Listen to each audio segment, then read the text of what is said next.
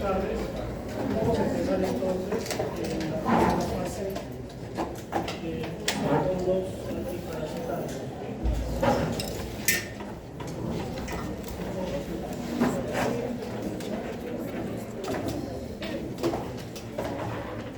Para entender esto hay que saber cómo se clasifican los parásitos. ¿No recuerdan eso?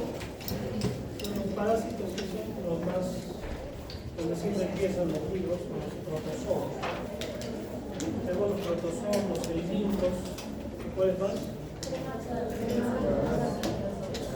Eso ya han hecho ustedes, ¿no es cierto?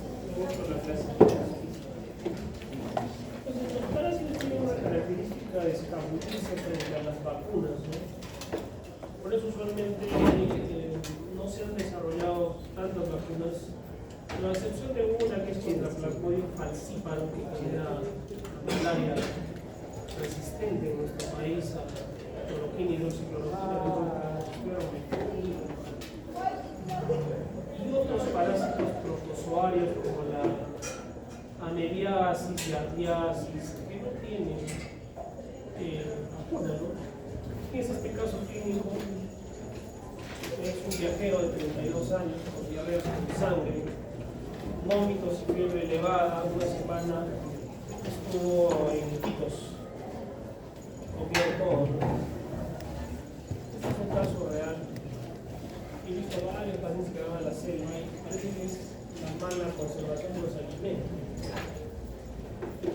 Lo peor que pueden hacer es ir a la selva y comer un ceviche, un pescado, por la calor que hace. Se deja una hora no afuera y hace calor.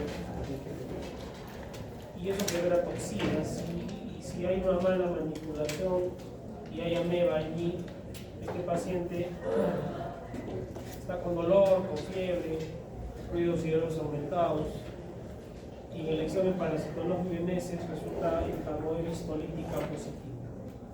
Se trata con metronidazol y el paciente mejora, siendo un diagnóstico de una amebiasis intestinal. Entonces, vamos a empezar con los protozoos. Y vamos a hablar específicamente de la malaria. ¿De acuerdo?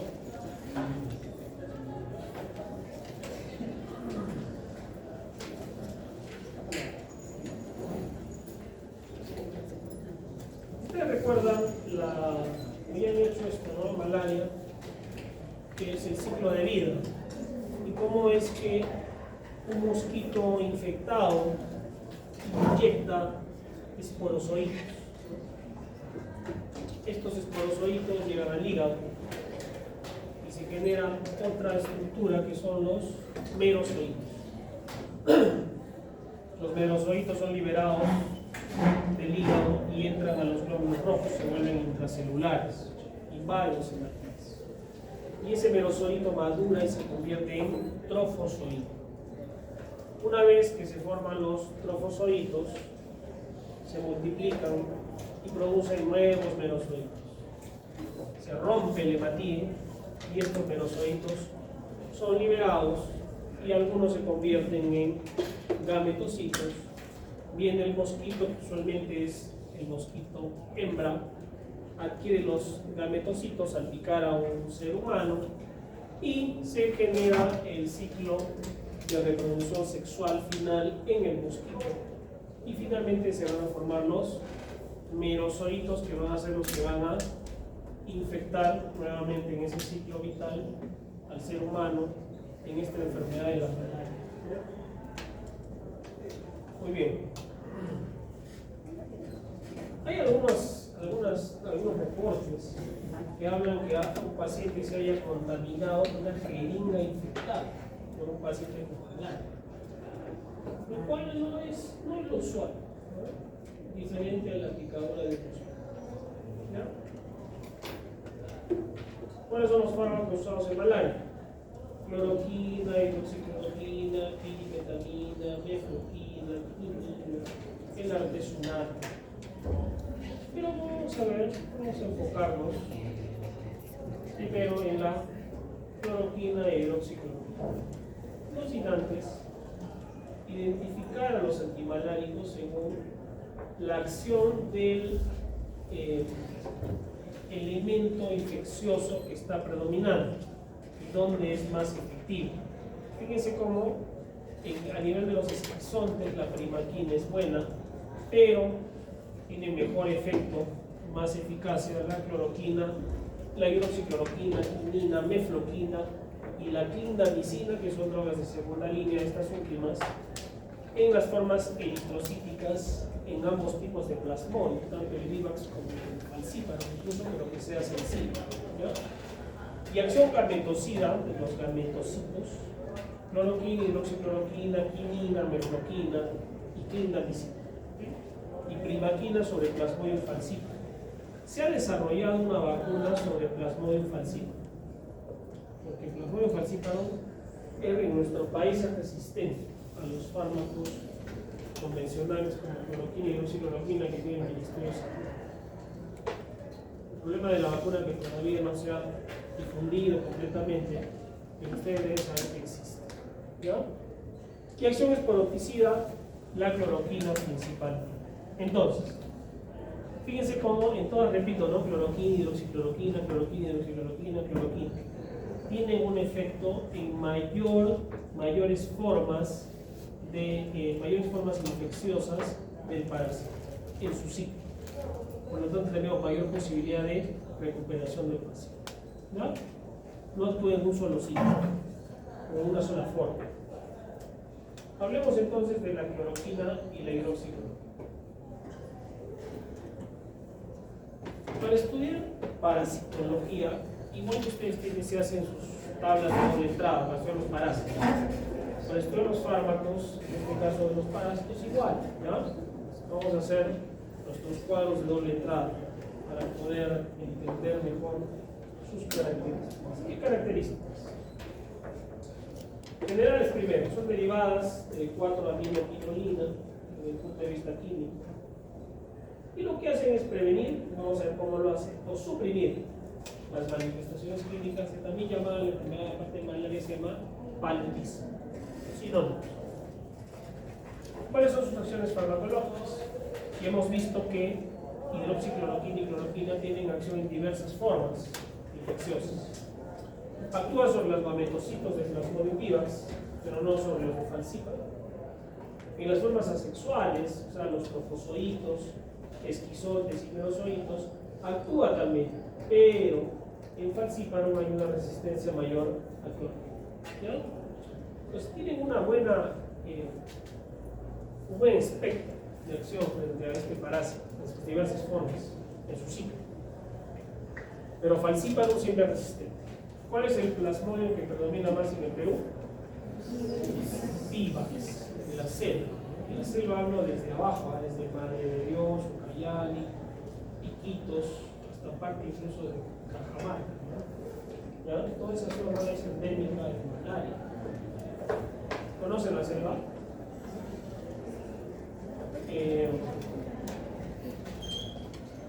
No hay vacuna contra el plasmodium vivax, ¿no? Entonces no les van a decir que la vacuna. Pero sí se puede tomar esos fármacos, como vamos a ver, como prevención. Pero sí les van a exigir vacuna contra la fiebre amarilla, ¿no? Vacuna contra la fiebre amarilla. Entonces, ¿cómo actúan? Se han propuesto dos mecanismos de acción. Sobre todo porque estos fármacos no solo sirven como antiparasitarios, sino también se utilizan en artritis reumatoide, en lupus eritematoso y enfermedades inmunológicas, porque se les confiere un efecto inmunomodulador, ¿no? Antiinflamatorio. Un primer efecto entonces es que se concentrarían las vacunas ácidas de los parásitos. ¿Qué hace? Normalmente la célula, que es el glóbulo rojo, ya lo ve venir al parásito y dice vamos a defendernos, ¿no? Y si no va a morir ese glóbulo rojo. Y todas nuestras células quieren sobrevivir. Libera el núcleo hemo. ¿Y qué hace ese núcleo hemo? El núcleo hemo es tóxico al parásito, o sea, es el afán de defenderse. Pero ¿qué hace el parásito? Genera una hemopolimerasa. Y esa hemopolimerasa convierte el núcleo hemo en hemozoína, que no le hace daño al plasmodium. Y miren esa capacidad, ¿no?, de este parásito. Eso se identificó, entonces, ¿qué se buscó como fármaco? Un medicamento que inhiba esa hemoproteasa.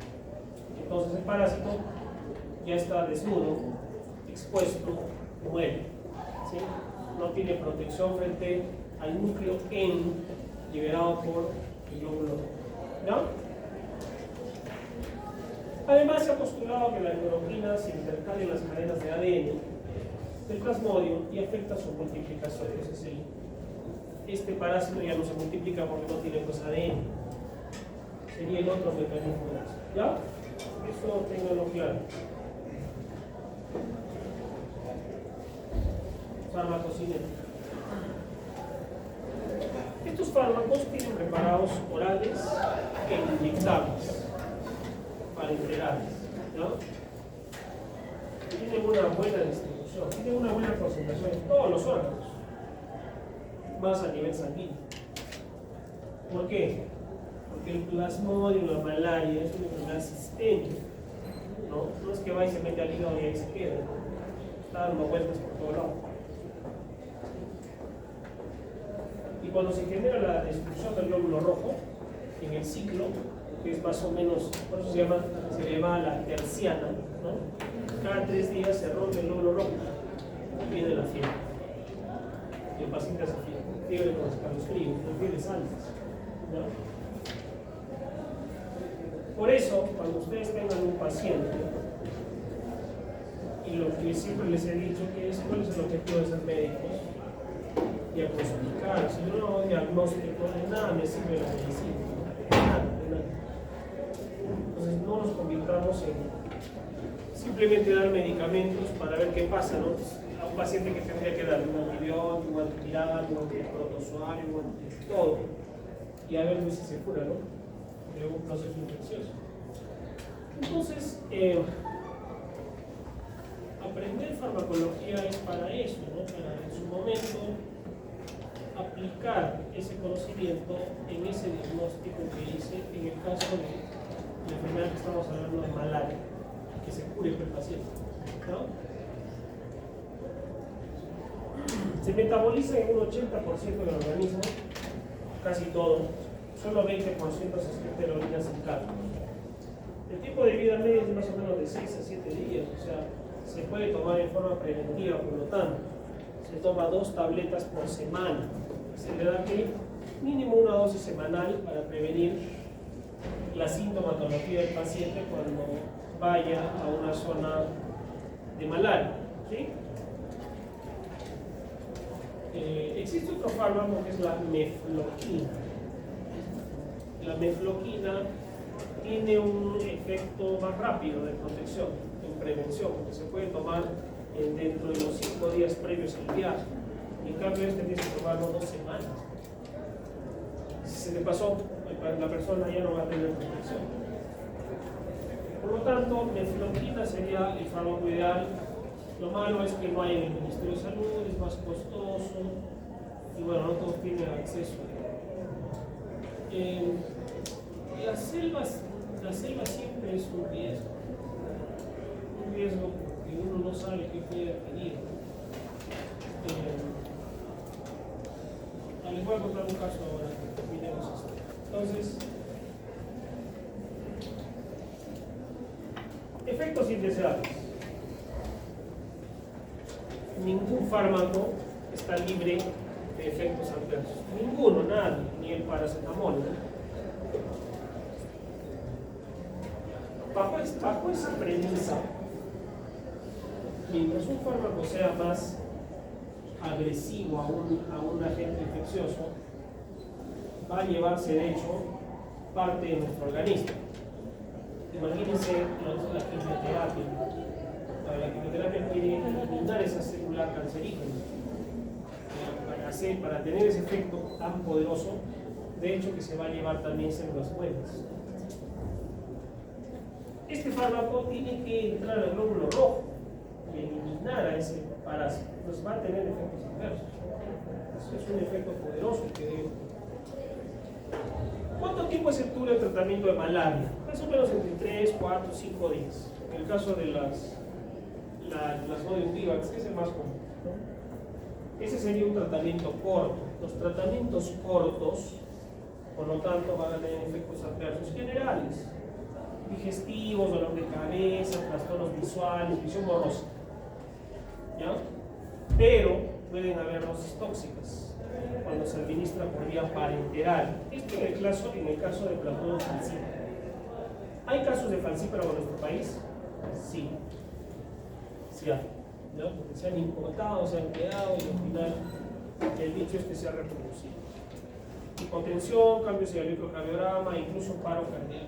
Así es que, como cualquier fármaco, ¿no? Hay que utilizarlo a dosis correctas. Sin embargo, hay un tratamiento que es crónico, como les dije, para la artritis reumatoide, lupus, y ahí sí pues, el paciente va a recibir meses, años estos fármacos y puede generar otros efectos. Evidentemente no estamos hablando de eso, estamos hablando de parásitos. Cuidado, hay una alteración en la retina que puede llegar a producir ceguera en este paciente. Entonces el uso de cloroquina y hidroxicloroquina debe ser monitoreado. No va a pasar esto en el caso de malaria porque los efectos dañinos más graves se dan cuando se usan mucho tiempo, que no es el caso del tratamiento de malaria, ¿ya? Igual el daño al oído en uso prolongado. En malaria no pasará eso porque el tratamiento de malaria es corto. Listo. ¿Cuáles son las indicaciones? Malaria, principalmente. Paludismo. ¿De acuerdo? La dosis total es de 10 tabletas, ir reduciendo del primero hasta el cuarto día. Y va a tratar las manifestaciones clínicas, casos sensibles de paludismo, Vivax, las Modium Vivax o falciparum. ¿Cuáles son las precauciones? Gestantes. Vamos a darle una gestante, eso es algo general para cualquier fármaco. ¿Qué les he dicho cómo se da un fármaco a una gestante? Hay estudios en gestantes. Nos hemos agarrado 100 gestantes, le damos, y 100 gestantes no le damos, y a ver quién se muere.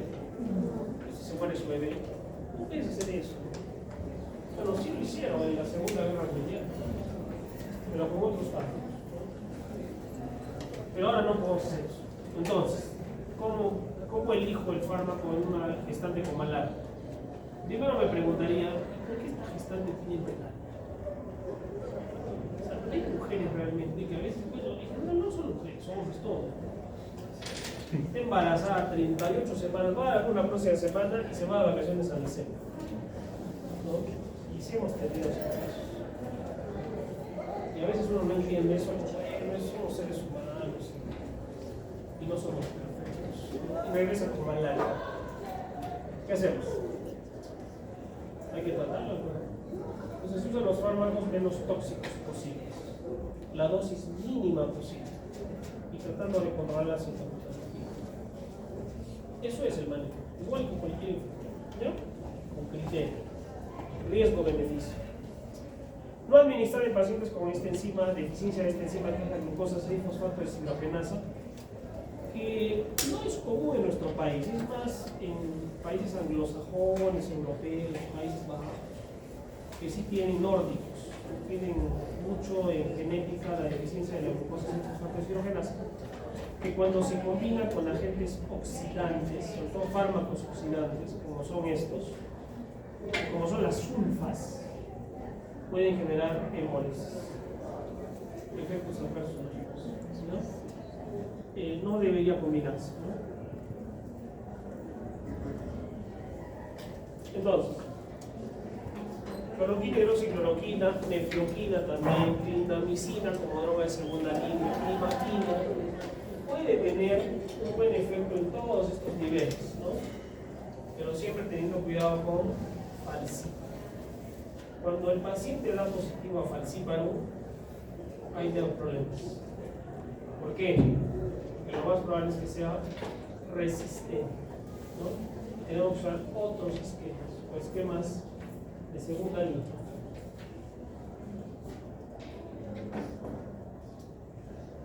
Climaquina. La climaquina cloroquina no es tan efectiva y ese es uno de los motivos por el cual es una droga de segunda línea. Cuando hay resistencia a cloroquina principalmente, y se usa para plasmodium vivax. Sus acciones farmacológicas son similares. Son similares y hemos visto que casi actúa en las mismas formas infecciosas de virus. ¿Qué hace primaquina? ¿Cómo es que actúa? Actúa a través de sus mecanismos oxidativos, ¿sí? Genera radicales libres de oxígeno. Y el oxígeno puede ser tóxico, claro. Por eso un paciente no hay que tenerlo con oxígeno que se cure 100%, viejito todavía. Podemos empezar a hacer daño porque se generan radicales libres de oxígeno que son oxidantes. Y la oxidación finalmente va a traer consecuencias malas. ¿Qué es lo que hace primaquina en el parásito? Genera radicales libres de oxígeno, llevando a daño del parásito del cuerpo. ¿Ya? Una buena absorción digestiva, concentración plasmática a las 3 horas, tiempo de vida de 6 horas, se metaboliza más del 90%.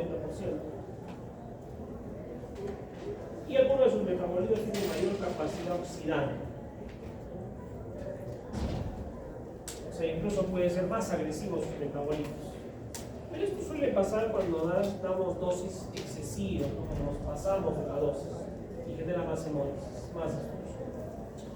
Efectos adversos, generalmente es bien tolerada. Acuérdense que esta es segunda línea: molestias digestivas, cefalea, mareos, anemia leve, granulocitopenia.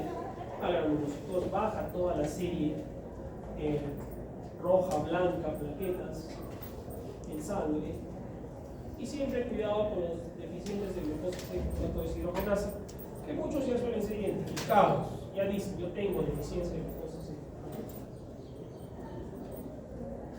¿Cuáles son las indicaciones? Plasmodium vivax. Contraindicaciones, igual que la cloroquina, que podríamos decirlo también, anemia, leucopenias severas. No vamos a darle, ¿no? Porque podríamos generar mayor efecto en este tipo. Y antecedentes de hemólisis. ¿Okay?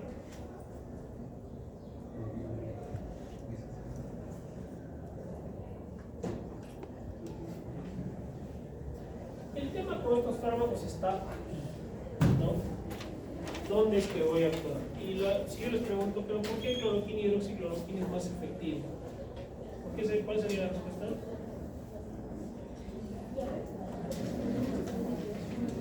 ¿Ah?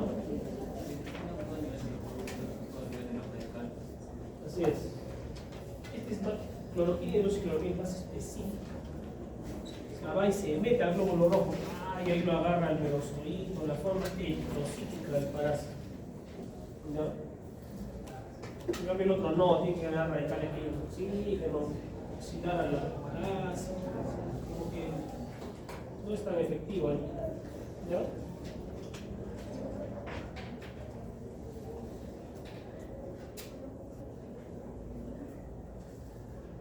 Los otros fármacos como mefloquina, les voy a pedir que lo revisen, la verdad que tienen los mismos efectos. Son fármacos de segunda línea. El artesunato y la clindamicina, que ya hemos estudiado, es un azúcar complejo.